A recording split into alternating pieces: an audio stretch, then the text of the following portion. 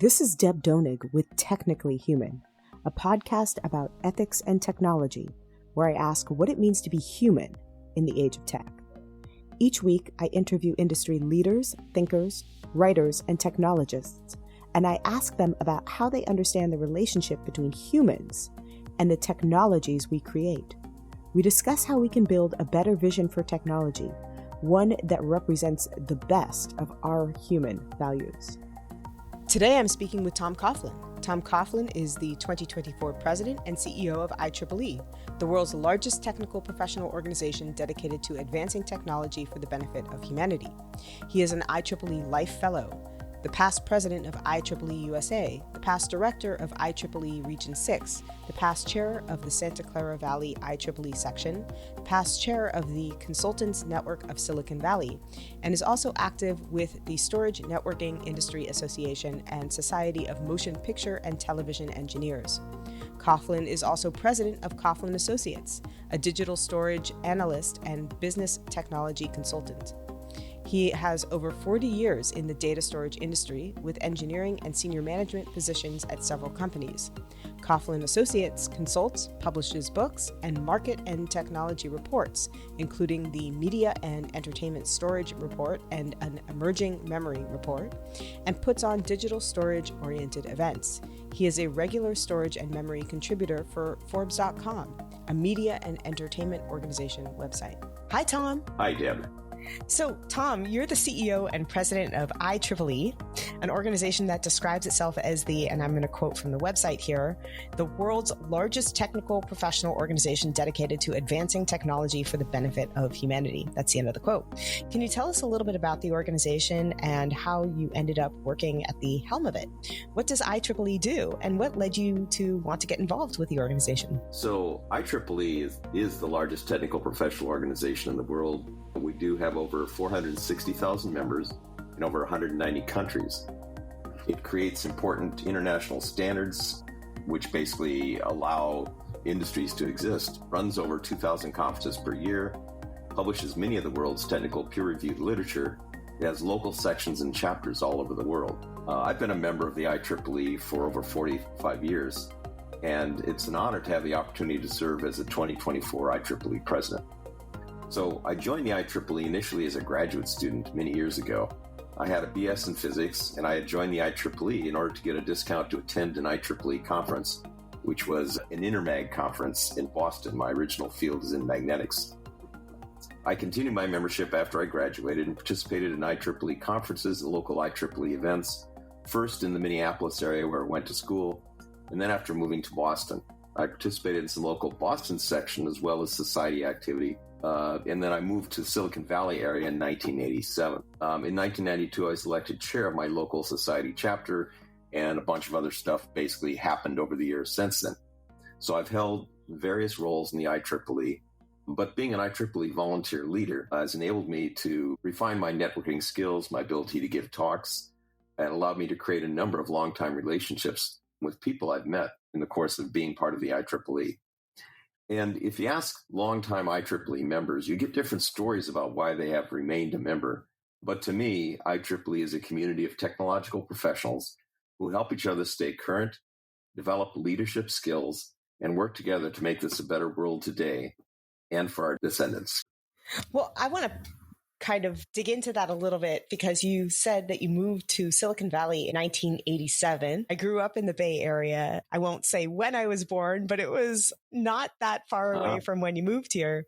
And the area, the valley has undergone significant change as the tech ecosystem has picked up, become a financial center, and has become, you might say, the new California gold rush. And I guess I'm wondering, I'd love to hear from you a little bit about what you think has changed in the context of engineering society and the kind of culture of engineering that you must have seen evolve over the time that you've been here and the time that you have been involved with IEEE. And in particular, I'm interested in thinking about this question via the many different priorities that have emerged over the past couple of decades: financial, technological, but also ethical. IEEE has as its calling card the idea that it is not just a society where people get together to innovate so that they can create the newest, greatest technological accomplishment, but also as a space where people do so in order to specifically serve the benefit of humanity. Can you talk a little bit about what you've seen in the landscape of Silicon Valley and IEEE as it relates to that fundamental premise and the calling card that IEEE sells itself with? Again, that idea of benefiting humanity. And how do these different incentives and different priorities cultivate or challenge that idea of technology or developing technology to benefit humanity? Well, there's a lot of stuff in your question there, so I'll try to address some of those. Originally I was in Santa Cruz. I worked at Seagate Technology, that was based at that time in Scotts Valley, and then I moved into the South Bay. I live in San Jose now. Some years later, it's first of all, it's a really interesting place to live because so much activity has happened here, both hardware, software, critical manufacturing and design, like semiconductors, why it's called Silicon Valley, have come out of here. And it's helped to drive the development of technologies that, technology is a tool that can be used for good or for ill. But in terms of the good it's created, it has revolutionized the way we communicate, the sort of things we can do with people anywhere in the world that we never could do before. It's enabled us to be able to make life better for many people, to improve healthcare, to have things you wear in your body that can help you to monitor how your heart is doing, or, for people to be able to work in ways they never could before, to relieve physical labor so that people can automate a lot of things that would be repetitive, which are boring for human beings, or require strenuous physical labor, which can hurt people, over the long term.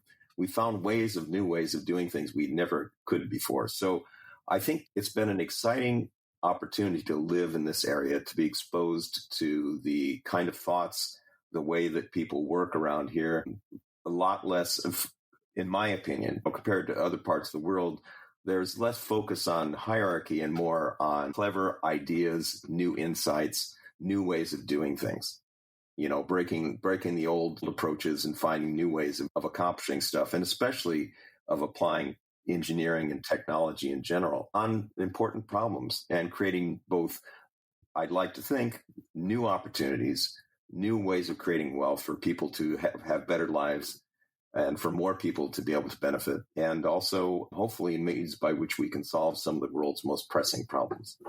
I want to push you a little bit on this, and I hope in doing so I'm not being adversarial, but the phrase benefit of humanity is the variety of mottos or variety of proposals that a technology is inherently doing good or helping the world that I hear quite frequently from tech CEOs or innovation leaders or people who are trying to sell a technology that has questionable benefit for humanity, but an obvious profit incentive under the guise of being in some way for the benefit of humanity.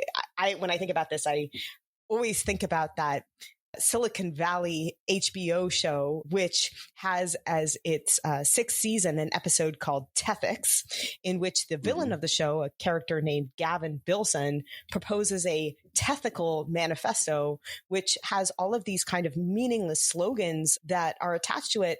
And leveraging these kind of meaningless slogans, tech companies can maneuver toward their own profit incentive without really having to specifically spell out what that benefit might actually be in a way that is subject to evaluation or scrutiny or any form of metrics whatsoever. And I see this not just in the world of fiction in Silicon Valley, the show, but oftentimes in real life in the Valley as well.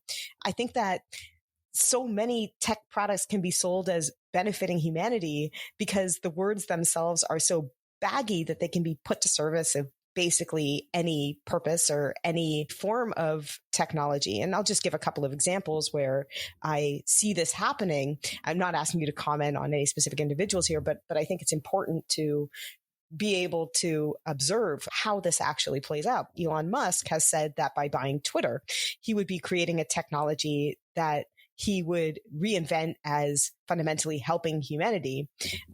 converse to his claim, X is one of the leading causes of disinformation and misinformation circulation and toxic speech.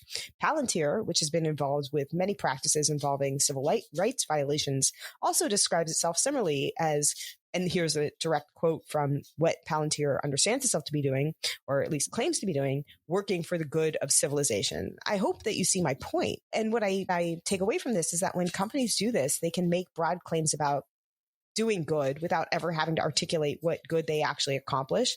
They sidestep the public's ability to evaluate whether or not we're on the same page about what good actually looks like. And in this way, it becomes impossible to hold these companies up to any specific standard about what their work actually accomplishes. And they could use this claim to push their technology forward to justify somewhat questionable actions. And finally, the vague rhetoric claiming to work toward the benefit of humanity also sometimes can make criticism seem like anti-progress.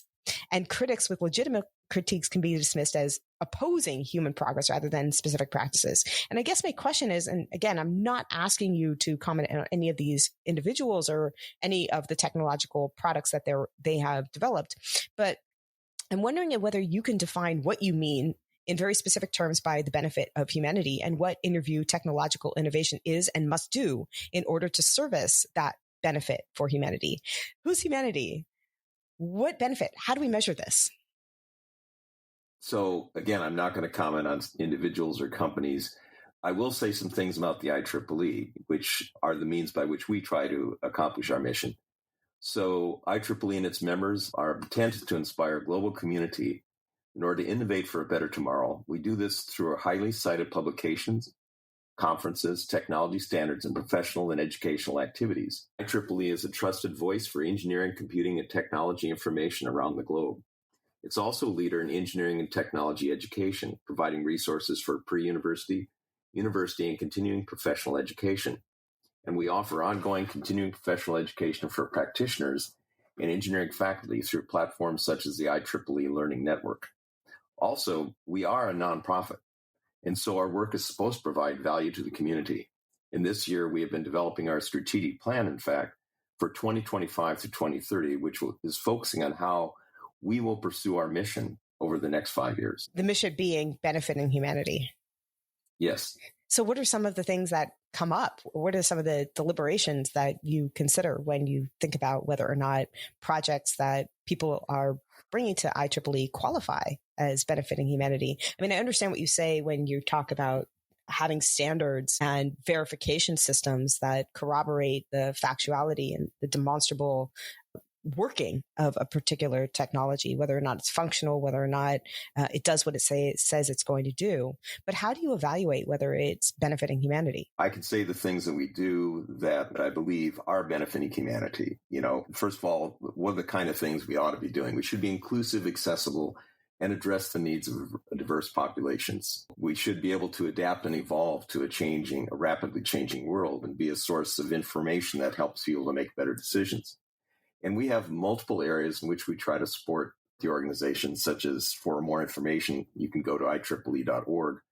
But as the world's largest technical professional organization, we have many ways where people can get involved with technical and local communities. Those communities are active participants in research and authorships. They put on conferences on important topics and also have important conversations about today's most relevant technical topics locally and globally. Now, on the conferences side, in events, we do over 2,000 conferences a year worldwide. We curate cutting-edge content for all the technical fields of interest within the IEEE. We have publications, approximately a third of the world's technical literature in electrical engineering, computing, and electronics. On our standards, we're a leading developer of international standards that underpin many of today's telecommunications, information technology, and power generation products and services. And often we're the central source of standardization in a broad range of emerging technologies. Our Standards Association has an active portfolio of nearly 1,144 standards. There's more than 1,000 projects under development. That includes for instance, the 802 standards for local, metropolitan, and other communication networks, including Ethernet and wireless LAN commonly referred to as Wi-Fi. So basically, a lot of the communication that the world is able to do runs in IEEE standards. By having continuing education and professional development hours that we offer, we help our members meet their continuing education requirements and to develop products and services in support of those efforts. Also, I want to point out something kind of interesting that we do. We have activities such as what's called ethically aligned design for intelligent and autonomous systems that basically started in 2015 in our Standards Association and other parts of IEEE that we hope will result in more ethical implementation of artificial intelligence, provide guidance on reducing bias, increasing transparency, things like that. So that last part is fascinating. And you talk about reducing bias and the kind of ethical frameworks that IEEE is helping to develop in order to evaluate the efficacy and the ethics of a particular innovation. I'm wondering if you could talk a little bit about what kinds of harms, not just benefits to humanity, but what kinds of harms you think the kind of society developed in IEEE and the kind of camaraderie and the kind of standards and evaluative metrics that IEEE has developed. What kind of harms do they, in your view, prevent? Can you give me an example of something that you think that your ethical standards and your evaluative frameworks and the kind of scrutiny that you provide prohibits or averts? Well, I mean, IEEE has a code of ethics that was initially created in 1912, but it basically, says that we should strive to be true, in the things that we say, find the truth, that we shouldn't take bribes, various other things that basically to try to have ethical standards that reflect upon, if you will, kind of what being a technologist should be about, which is understanding the laws of nature and the way that the world works, to develop critical thinking, the ability of being able to think logically about things, evaluate them, and follow the scientific method for determining if something that you may develop hypotheses and then tests to see if those are true, and that that search for knowledge is a continual search. In fact, it's something I think that defines what we are as human beings, especially some of the best of what we are as human beings, is the idea to try to understand the world around us and to understand how we can use that knowledge about the world around us and about ourselves in order to be able to do things which can benefit us. I mean, I want to just challenge that one with one more dimension of thought before moving on to talk about the upcoming change to the IEEE's Medal of Honor, which is that a lot of people have pursued knowledge to the ends of discovering more about our physical world or the ways in which we can innovate, the things that we can do with technologies without necessarily resulting in something that benefits humanity. I'm reminded when I observe that of the Nazi scientists, right? Or some of the worst science that I wouldn't call them scientists even.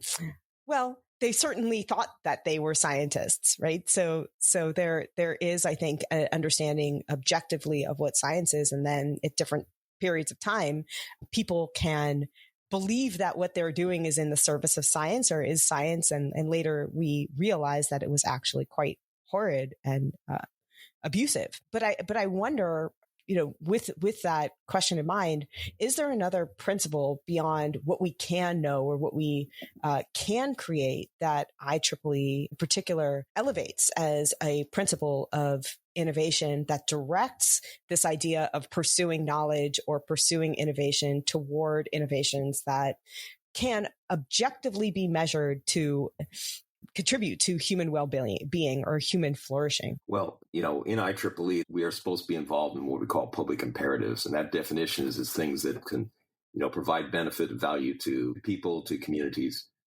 And, we strive, we're working with human beings such as we are. Many of us, we are sort of works in progress. We're part of whatever it is we're going to become by the practices we use to get there. So I think by trying to develop standards and ways in which we can do things and define them in ways that seem to us as human beings that they provide the possibility of making judgments on what is good and what is not good and what is able to benefit us, or at least we should be trying to see if these things benefit us. that we can make progress, we can do things that will generally help to advance humanity. I think it's hard to argue that technology has not helped us in many ways, that has not enabled more people to live than ever did before, for people to do things they never could before, for folks to have opportunities that never existed. So we've got that, and that balances out to some extent. If we strive to do that, hopefully that balances out and that it shows the best of what it is to be a human being. And that is what an organization like ours, I believe, is trying to aspire to, is how can we best to accomplish that?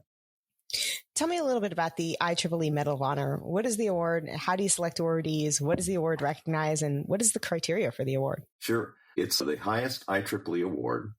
It's bestowed for remarkable society-changing achievements in technology, engineering, and science. The IEEE Medal of Honor recipients have advanced technology, and they have changed our world in revolutionary ways. So it's been given for such extraordinary innovations as the creation of the internet, the development of life-saving medical device technologies, including the CAT scan, MRI, ultrasound, and pacemakers, as well as transistors and semiconductors, technologies that are at the heart of modern electronics and computing, and basically we use every day. The IEEE Medal of Honor may be given to an individual or a team of up to 3 people who have made exceptional contributions or had extraordinary careers in technology, engineering, and science. The criteria for the IEEE Medal of Honor consideration include the significance of the achievement, the originality, its impact on society, its impact on the profession, publications, and patents relating to that achievement. Can you share a little bit about the history of the award? Who are some of the former awardees? I know you mentioned CAT scan and the internet. Those are relatively incisive and important interventions. But who are some of the former awardees of note in particular? And what have they accomplished to receive the recognition? Well, it's a really long list if you want to go into everything. We've given this award since 1917. And the most important contributors to this field have received that medal in recognition of their critical roles in laying the foundations of our modern electrical world.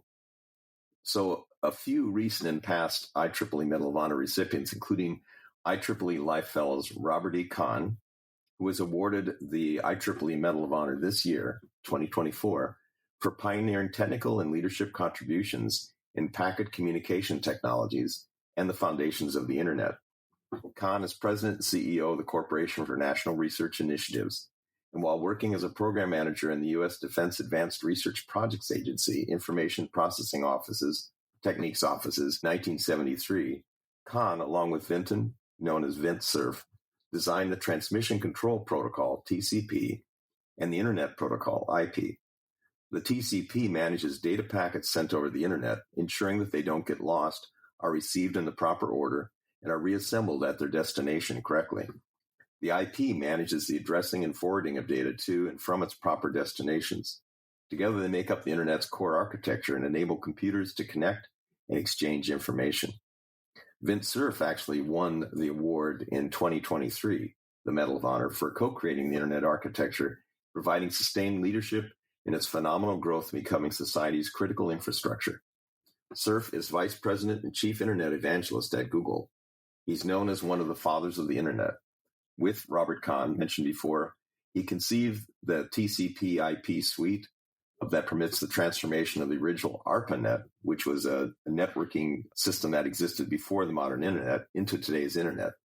He also formed the Internet Configuration Control Board, which evolved into the Internet Architecture Board, which is the body responsible today for technical oversight of the Internet architecture and standards process. In 2022, Asad Madni won the Medal of Honor for pioneering contributions to the development and commercialization of innovative sensing and systems technologies, and for distinguished research leadership. He led the development commercialization of the gyro chip, an inexpensive inertial measurement sensor that was the first such device to be incorporated into automobiles, enabling electronic stability control systems to detect skidding and operate the brakes to prevent rollover accidents. In the 5-year period spanning from 2011 to 2015, with these devices being built into all new cars, the system saved over 7,000 lives in the United States alone, based upon data from the U.S. National Highway Traffic Safety Administration. The device went on to serve as the heart of stability control systems in commercial and private aircraft, U.S. missile guidance systems, and traveled to Mars as part of the Pathfinder Sojourner rover. I understand that the IEEE award recently increased to $2 million. I can list on 0 fingers how many medals of honor in the humanities provide $2 million as an award. What's the reason for the increase, and what do you want to accomplish in raising the award amount? So first of all, as I mentioned briefly before, the Medal of Honor was established in 1917. And in the subsequent 100 plus years, innovators and advancements in technology, engineering, and science have had an increasingly and profound impact on our world.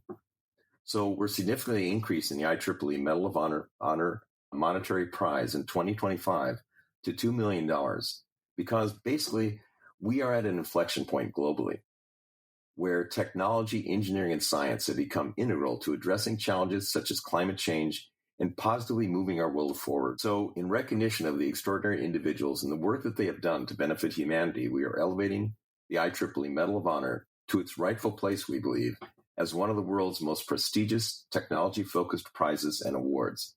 And this move underscores IEEE's role as a public charity, whose mission is to advance technology for the benefit of humanity, and recognizing people who help to make that happen is an integral part of that.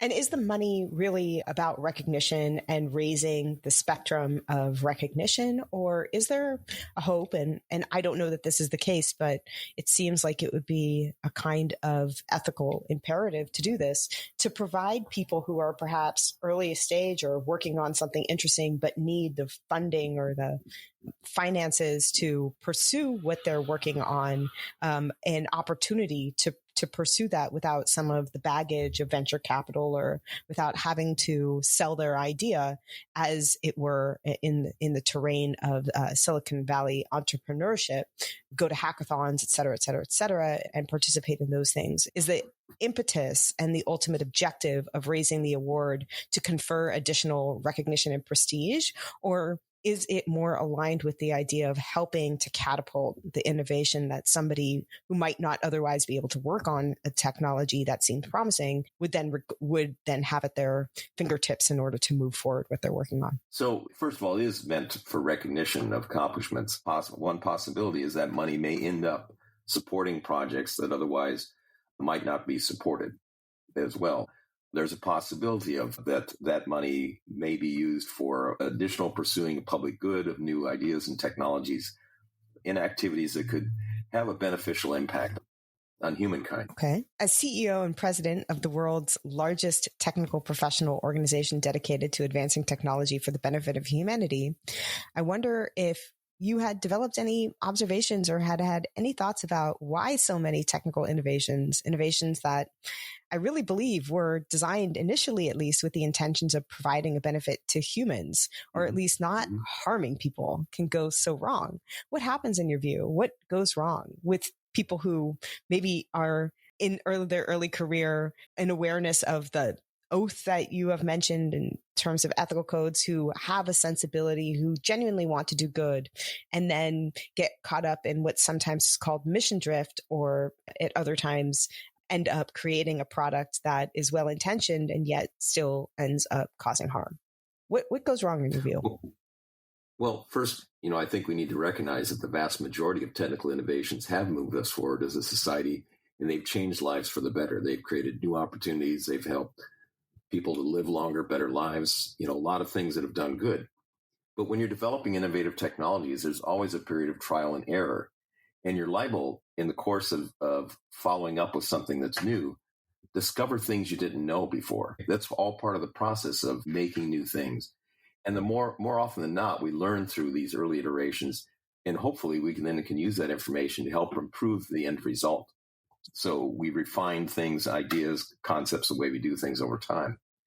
And I think in order to do this, we need to foster a culture of ethical innovation, encourage collaboration, understanding the risks and the impacts of technical advancements, and then to make informed and research-backed decisions based upon that. How do you do that? Well, I think there's a number of things that could help us to accomplish that. First of all, I think we need to promote diversity and the inclusion of all different perspectives in terms of understanding of technology and of its uses. We need to establish clear guidelines, policies, and promote the ethics for technological advancements and ensure there's a level of public transparency and accountability, and that we look at and we promote the researching of both long and short-term impacts on society of technical developments. I understand that IEEE is a leading developer of international standards that underpin many of today's telecommunications, information technology, and power generation products and services. You've just spoken about a few of them earlier in our conversation. Now, I've had many debates with technologists about the proposal to have engineers specifically and technologists broadly take what we might call a professional oath, similar to the kind of professional oaths that doctors, for example, take with the Hippocratic Oath, the historical ethical pledge traditionally taken by physicians, in which they have a kind of educational curricular integration of this oath into the medical school curriculum in a fairly standardized form.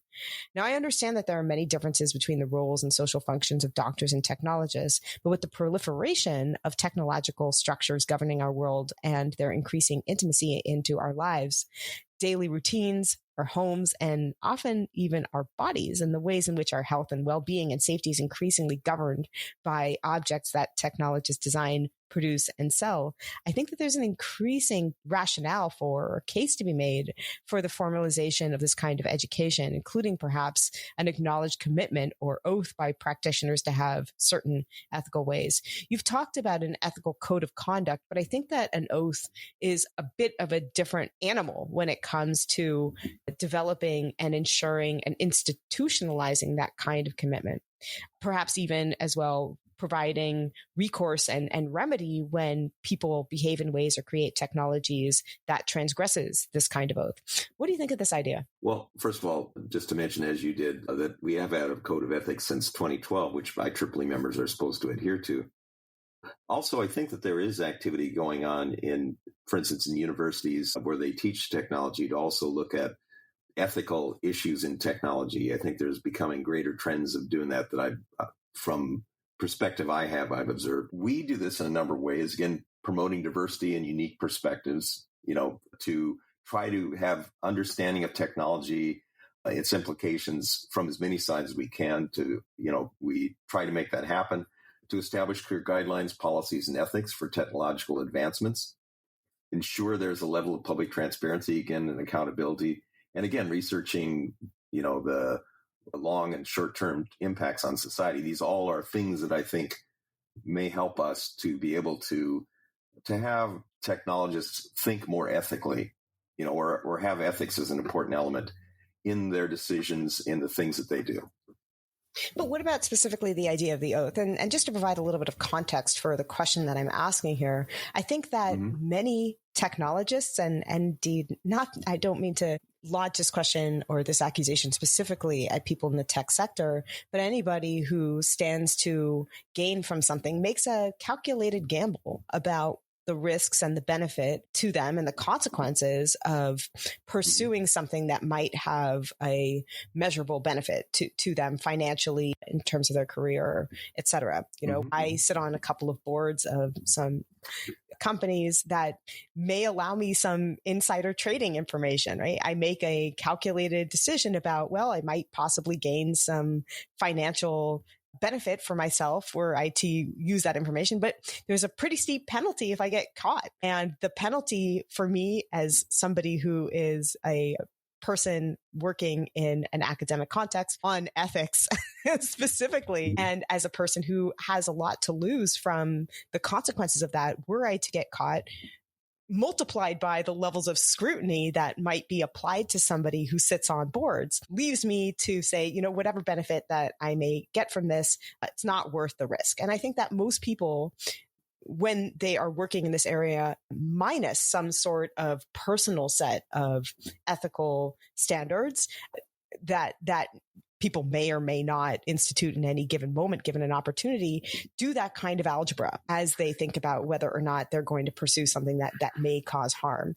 And one of, I think, the benefits of the Hippocratic Oath is that when doctors take this, not only are they educated by the practices that are entertained in that oath as to a guidance about what to do in any particular situation, given a kind of ethical standard, but there's some level of accountability when they fail to uphold the obligations of that oath as well. And I can see the case for a kind of standardized oath-taking system that allows people to have a understanding of and a commitment to, as well as accountability to the standards that they themselves have formally, and I think that that's part of the oath, formally accepted, as well as an opportunity to enforce and hold people accountable when they transgress that oath. Now, I think that critics of oath taking, and I include myself in this as well, would say that oftentimes oaths become, a new form of McCarthyism when you have to commit to a certain kind of code that may be evolving or may not necessarily be a universally accepted one, or where critics might not have an opportunity to challenge those kinds of codes, which can become the case in any regulatory environment. Those codes can become a little bit McCarthyistic. So I'm wondering if you can react to that in some sense. How do you feel about the idea of an oath in particular, and what that might open up in terms of moving people working on technologies toward more forthright, again, algebra as to whether or not they're willing to do something that might be harmful versus the kind of the costs of instituting an oath system? Well, I think you're touching on some of the biggest challenges. Well, some of the biggest questions in general, is if you don't try new things, you will never find new things. On the other hand, if you find that there's a harm in something that you know about that, explore that and understand that, and try to take that into account in terms of doing something. I think oaths are, in my opinion, if generally people don't have ethics or some ethical basis in the things that they do, you may try to legislate things, but the biggest means by which I think we keep from hurting each other is that we feel it's not right to do so, that it's a personal ethical decisions that are being made. Organizations in the course of their things can try to codify that. And that's what the Hippocratic Oath, I think, was meant for, and what the Code of Ethics in the IEEE is. And there are methods within IEEE that they try to enforce those if there's especially egregious violation of those principles. But it's a hard issue, it's and one which requires, I think, ethics and philosophy, understanding the broader impacts of things that one does. There's always evolving new ideas, new insights, and the way in which we need to treat information and implement it. We need to keep our eye on trying to do the best good from that, because one thing for our organization, for IEEE, that is our mission, is advancing technology for humanity. Well, thank you very much for helping me showcase my weekly PSA to put philosophy and ethics classes into STEM curriculum. I'm wondering about the other form of enforcement or accountability that we talk about when we discuss how to guide technological innovators and technological innovations toward a more human service-oriented or human benefit-oriented form of performance. And that is, of course, regulation or legislation. How do you think about calls for regulation or legislation that might serve to channel technological innovation toward more ethical or responsible modes of development and toward ends that better serve human values? Okay, so regulations can help set clear standards for ethical practices to ensure that technologists prioritize society's well-being. They can also foster accountability, highlighting the impact of technology and incentives for more sustainable practices. However, if you're going to make regulations and such activities, it's also necessary to understand the technology itself, to understand how it works, the implications of it. In IEEE, we make some effort in these areas, that we have public policy activities. We have committees that meet to talk about important activities in, say, AI or power generation, things of that kind within parts of IEEE. And they can help shape practical and effective public policies. So I'd like to think that we also are making some effort to help with public policies that make sense, that will do more good than harm, because there's also a possibility if regulations are not done the right way, that they could hinder progress, hinder things that could be good for humanity. Which governing body is in existence do you think have the competence? Or if they don't have the competence, which governing bodies that don't yet exist, but that you would want to see come into existence to create effective governance should we look toward in creating the kind of regulatory or legislative proposals that you've articulated, especially in an age where tech products, and in particular in the digital space, operate and require international connectivity and are generated by companies that operate internationally? How do we regulate tech in a way that is both consequential and functional without hindering innovation? Well, there's a lot of ways in which that's done. There's entities like international regulatory bodies, partnerships or agreements, tech ethics boards, regulatory frameworks, and even trade associations, for example. They can be ways to regulate technology in a way that is consequential and functional, but also recognizes because tech industry moves so quickly, there won't be a one-size-fits-all approach to regulating emerging tech. It depends upon the tech. It depends upon what's going on. For instance, in our IEEE Standards Association, which creates rules about, for instance, traditionally it's create rules for interoperability of equipment that works together, for example. But we've also been doing work on ethics and sustainability topics there. And they regularly collaborate with international organizations to discuss these issues and how to address them. We also have within the U.S., we have IEEE USA, which is involved in public policy activities in Washington, D.C., and we're also are trying to expand our resources where it makes sense for global public policy that is outside of the United States as well. What principles of legislation or regulation do you think are most effective in helping to guide products toward an ethical and human benefit-oriented institution? Or I think the ones that will be the most effective are the ones that recognize and understand the technology and take that into account in terms of what they try to do. If you just lay down just mandates without understanding the technology, you may very well make mistakes. You may very well hinder rather than help, for advancing humanity. But what about some of the principles? For example, I'm thinking of the principle of transparency, which many critics of the way that the tech industry currently operates foreground and elevate as an important principle, again, independent of any particular piece of legislation that would, in their view, provide a mechanism of ethics or a mechanism of better practices across the industry. Are there principles particularly important to pursue? Well, a part of it is to understand the technology and understand the implications of the technology, understand how it works, what can be done with it.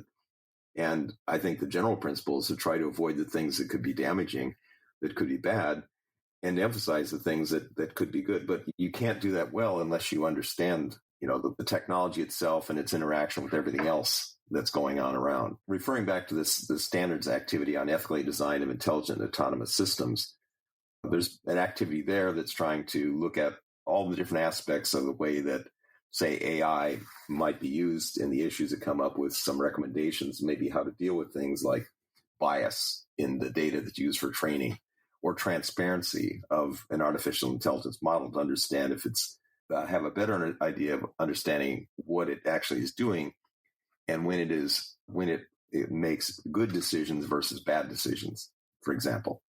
So these are kind of things that I think that if you get people that are on a technological topic, that are knowledgeable about the technology, that are working to try to find the best ways of using these things, that working together and collaboratively, I think that's another important element.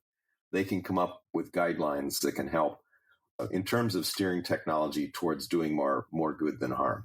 Well, I wanted to just play one more attempt at devil's advocate, which is that, you look at something like the performance of Congress when faced with regulating digital technologies and some of the lack of awareness about how these technologies operate, or indeed how users typically interact with these technologies, that has really hamstrung the ability of Congress to both have credibility in the eyes of the tech sector, as well as effectiveness in terms of creating legislation, regulation that promotes public safety and hinders public wrongdoing or wrongdoing by the companies that are creating these technologies. And I take that point, but the Congress that we have in the United States effectively legislates and rules on another area of the tech sector regularly.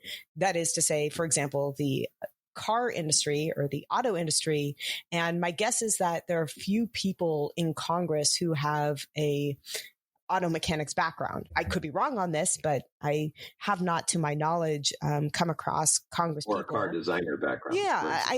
And so yet at the same time, these members of the House of Representatives and the Senate create public safety rules all the time, independent of their knowledge of the particulars of how vehicles are put together, such as effective safety belt rules. And so it doesn't seem to me imperative in this area of the tech sector that legislators have the kind of in-depth knowledge that Congress is frequently scrutinized for not having when it comes to regulating, in particular, digital technologies in that particular industry. And while I understand the importance of expertise and having informed points of views that can craft effective legislation with the emphasis being on the efficacy, I also wonder whether or not some of the critique of Congress is misguided at best and at worst, actual attempts to discredit any regulatory environment or legislative attempt. Can you react to that or respond to that in some way? How do you think about the need to balance expertise in this one particular area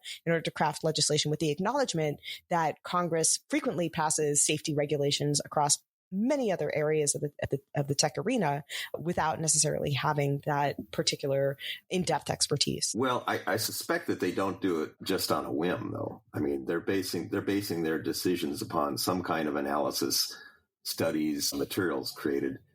And IEEE is involved in public, for instance, there's part of IEEE called IEEE USA. And IEEE USA is supposed to do things for benefiting members in the U.S., but it also is involved in public policy. And so we have lobbyists in Washington and we have volunteer groups that meet on public policy ideas. And particularly what we'd be focusing on is new and novel technologies, developments, say, in the power grid, a more decentralized power grid. How do you manage that? What's going to be the rules and regulations of things of that sort when you have more renewable resources used, for example, or they may be on artificial intelligence. So we actually have people that talk to congressional aides, because you usually don't get to talk to the congressperson, to inform them of things that we think that are important to take into account in terms of legislation and regulations that might be developed. Another thing that IEEE USA does, which is interesting, is they actually have something called Congressional Visits Day, when IEEE members, they can create appointments for IEEE members to have time with their congressional offices as constituents to meet with their congressional offices, usually, again, not with the actual congressperson, but with their aides, but to be able to talk to them about things that matter to them as well. So I think within the IEEE, we are involved in efforts to try to inform public policy on technical issues for which we have people that are knowledgeable. And that also makes effort to bring constituents who are IEEE members to be able to meet with their congresspeople to talk about things that are important to them, which may include some of these public policy activities, but maybe things that are more specific to their individual region or interest, for example.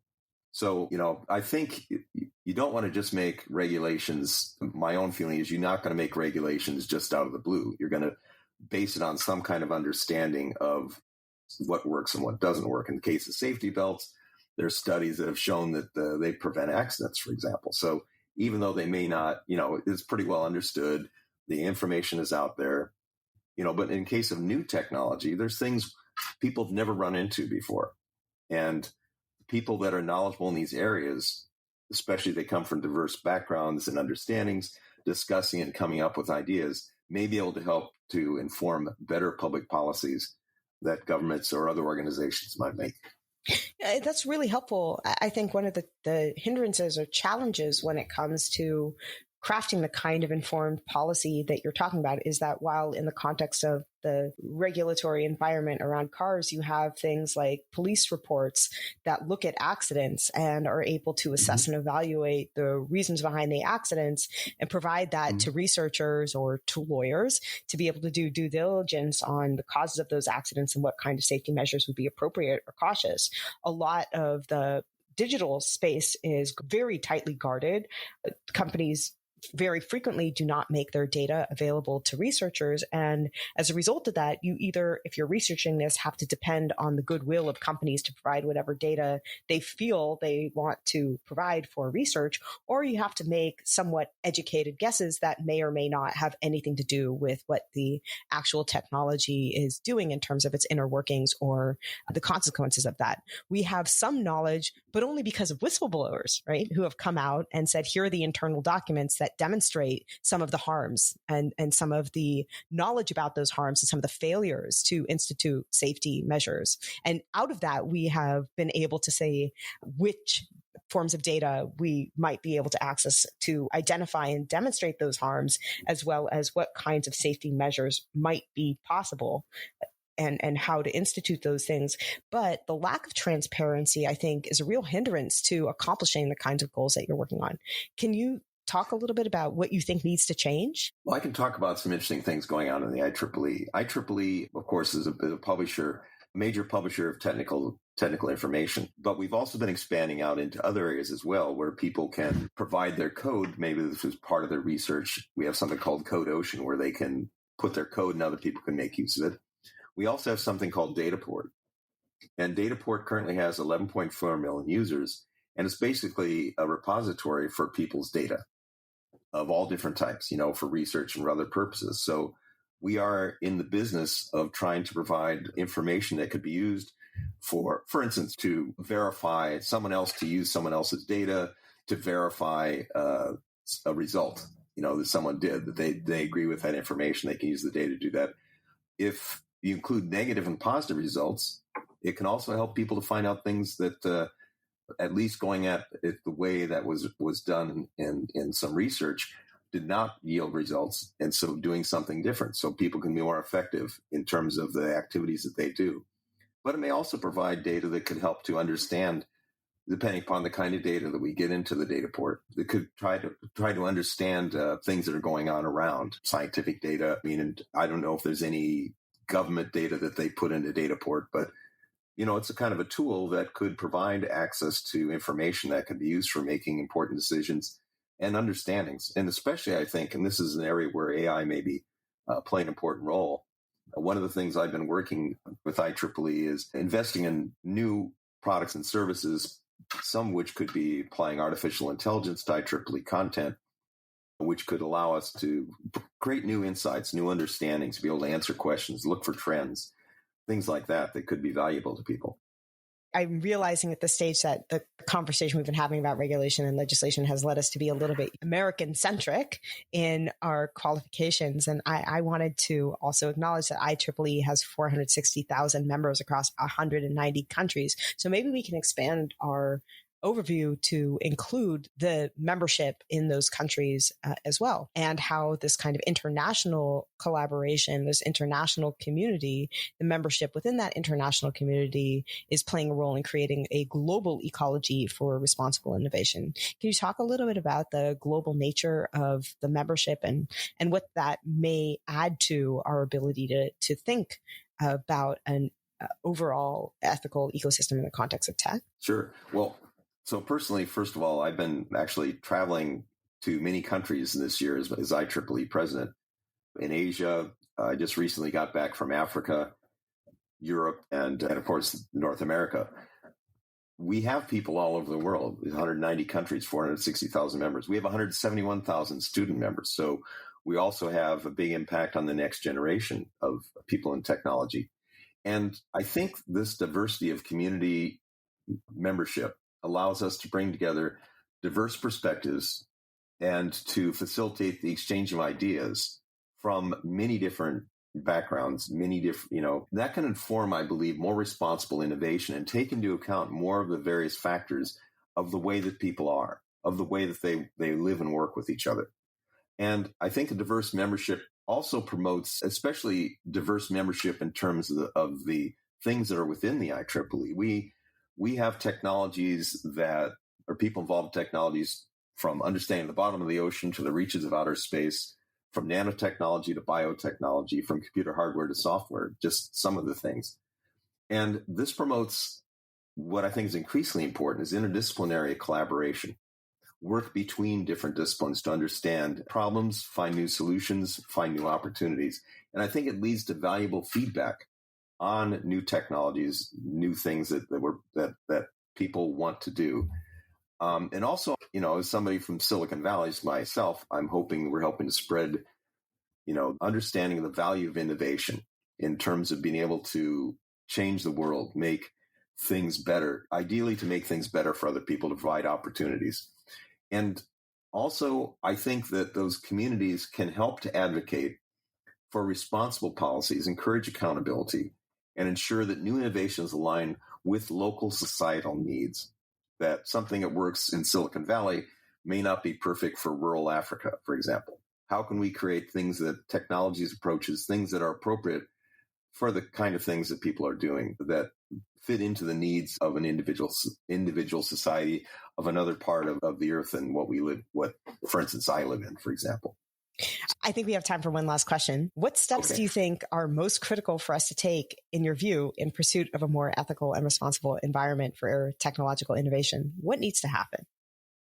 Well, first of all, you need to bring together the people that understand the technological innovation and bring them together to proactively identify and address potential ethical concerns early in the innovation process.